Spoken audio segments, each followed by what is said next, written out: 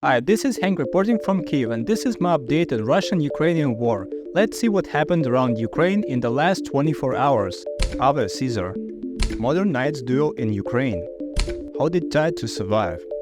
Drones unlock new area. If it works.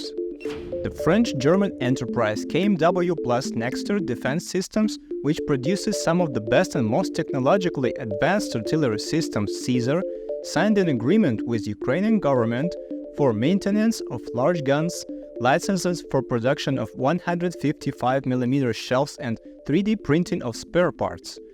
You see in the video that the signing of the agreement took place at the presidential level, and this is actually big news in the long term, since KNDS also supplies Leopard tanks to Ukraine and 2 years ago presented the concept of EMBT, Enhanced Main Battle Tank. So I'm sure this will be a stepping stone for expanding cooperation between the European defense industry and Ukraine. My thoughts is this: both Europe and Ukraine don't want war, but in Ukraine the war is already going on, whether we like it or not. Let's strengthen our defense industry and we'll produce military equipment here for Europe and hold back the barbarians from the east, and you can live in peace and tranquility. You don't need to give us equipment, just give us opportunity to build it. If other options don't suit you, why not? This video is called Unique, and I really haven't seen anything like this before. Here you can see how a Russian armored personal carrier drives from the right side at high speed, and Ukrainian Bradley is driving straight towards it. At some point they are equal and a large caliber nightly duel takes place. Just imagine the level of adrenaline on both sides. We've previously seen good old Bradleys dismantle Russian armored vehicles and even modern T-90 tanks, but such an encounter has never been filmed. Russian tin can caught fire and rolled into shelter behind houses, losing along way part of mid-armor, as we call the landing party, which rides on top of the equipment. I really wish we had more Bradleys. They're truly effective and save many lives. Even hits from an anti-tank missile often cannot destroy this vehicle, and our soldiers remain intact inside. In January 2024, Sashko and his sister Alina went to a grocery store in village of Malay Borluk in the Kharkiv region, northern Ukraine. At the moment, Russian troops began shelling and the shell fell near children. They were seriously injured, and the kid remembers how he pressed his severed leg so as not to die from blood loss. When the Ukrainian military arrived at the scene of attack, they applied a tourniquet to his leg and hurried to take children towards the ambulance, which came after them to save their lives. Sashko was lucky; he lost his leg, but he survived. His sister Alina died in intensive care 10 days later, reports the Akhmedit hospital. The boy underwent many operations in Kharkiv, Kyiv, and is now undergoing rehabilitation in Lviv, where he will be fitted with a prosthesis. It's horrible, it's just that 2 lives were ruined by one shelling, and there are hundreds of such attacks every day. Somewhere out there, a Russian soldier who considers himself right in some way presses a button and a shell from his cannon flies to kill little Ukrainian children who are going to the store.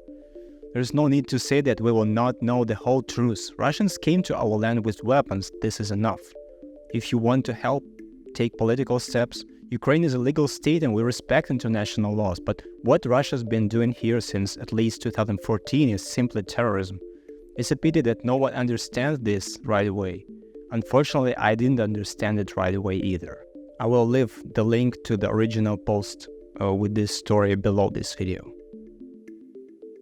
For the first time on screens, a Ukrainian drone flies to attack Russian military airfield Mozdok in North Ossetia, in the Caucasus, not far from Georgia.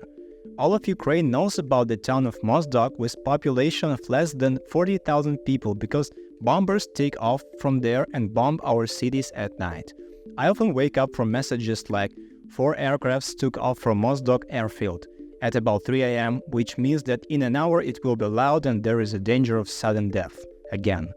I speak about this so calmly because in Kyiv there were already about 1,100 air raids during the full-scale war, and you get used to it. It literally feels like maybe I'll die now. Okay. It seems I'm already dead inside. In the video we see a familiar drone, nothing special except that for the first time our equipment flies to this region. The distance from the territory controlled by Ukraine is more than 1,000 kilometers. This can already be said to be a consistently reachable distance because earlier we saw the drones in Tatarstan, and this is more than 1,800 kilometers, twice as much. I would like to see every Russian military airfield completely destroyed so that we can sleep well at night. It's so strange that there is a whole country of terrorists in the world and they have bombers and long-range missiles, but the whole world cannot do anything to stay politically neutral. Such a tragic comedy. Ukraine is actively using the old Yak-52 motor aircrafts to shoot down Russian drones in the sky. This model of a light training aircraft was produced from 1979 to 1998, and of course it's very outdated, but we are at war and we need any means that work. I would imagine that these aircrafts are inexpensive and easy enough to maintain that they could compete with Russian bomber drones, at least during the day. Within a couple of days, it also became known that the United States would give Ukraine another package of military assistance estimated at approximately $225 million, which would mainly include ammunition for artillery and air defense, as well as a certain amount of armored vehicles. It would be nice to receive more Bradleys or M13s.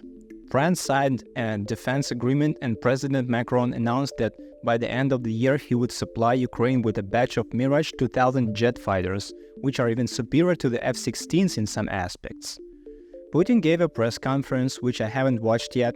Sorry, I don't have enough time, and this person is not a priority for me because everything he says is just the fantasy of an old man out of his mind. His words never coincide with reality. Russia also attacked 2 oil depots in Ukraine. Yeah, this is a two-way game. Since the beginning of the year, a dozen of such attacks have been reported and we have suffered tens of millions of dollars in damage. But in comparison with the Russian refineries, there is a difference. Russia will have to compensate for the damage for its aggression, even if it won't be soon. This was my update on the Russian-Ukrainian war for day number 835. Thanks for watching, take care and see you tomorrow.